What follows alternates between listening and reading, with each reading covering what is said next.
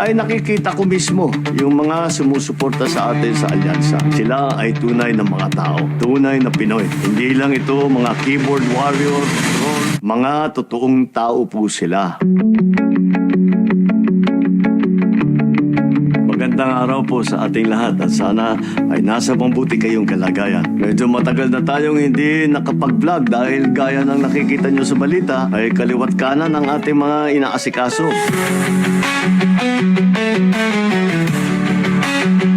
Ganyan po talaga ang buhay lingkod bayan at sanay na tayo naman dyan. Minsan, parang kulang pa nga ang isang araw para pagkasahin lahat ng gusto kong tapusin. Pero kapag nakikita naman natin ang resulta, pag nakikita naman natin ang ginhawa na dala ng mga programa, talagang sulit ang anumang puyat o pagod.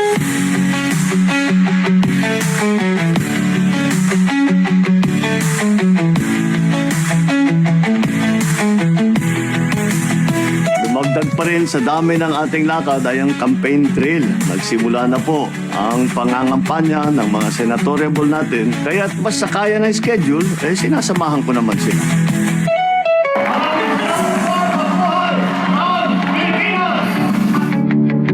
Pagka yung kampanya, masaya lagi, maraming tao at marami ako nakakausap. Yan ang siguro sa pinakamaganda sa campaign trail. At hindi lamang pagkakampanya, kundi yung pagkakausap sa tao para malaman kung sila ba ay maayos ang kalagayan, kung ano bang kailangan nila, lahat yan. Yun ang namimiss ko ngayon.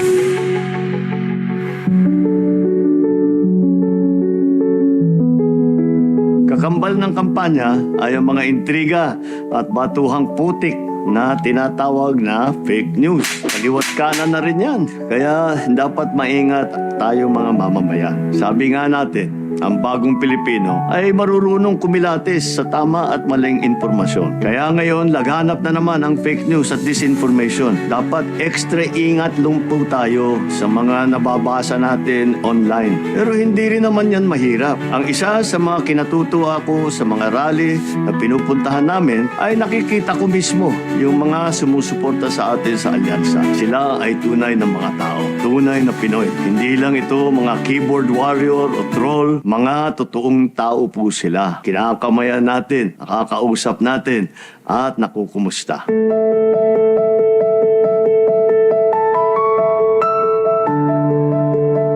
Isa pang hindi nila pwedeng i-fake ay ang mga tunay na testimonya mismo ng ating mga kababayan tungkol sa mga proyekto at programa ng pamahalaan. Sa ating pag-iikot, nakakataba po ng puso na marinig ang kanilang pasasalamat sa pamahalaan, ang kanilang tiwala sa serbisyo na binibigay natin. Nakikita natin ang ginhawa na nararamdaman. Kaya naman ay talagang kinakailangan na mas madali pa nating ipagpatuloy ang ating nasimulan. Ang katotohanan ay kampanya man o hindi, ang fake news ay laging nandyan. Kampanya man o hindi, walang pipigil sa pagseserbisyo ng ating pamahalaan. Lalo pang patitibayin ang nasimulan. Lalo pang paigtingin ang pagpapaganda ng ating bayan. Dahil ang pinakamahalagang alyansa na kailangang alaga ay ang alyansa ng pamahalaan at ng taong bayan. Na tumibay ang paniniwala ng Pilipino na mayroon silang maaasahan at matatakbuhang pamahalaan. Na maramdaman ng ating mga kababayan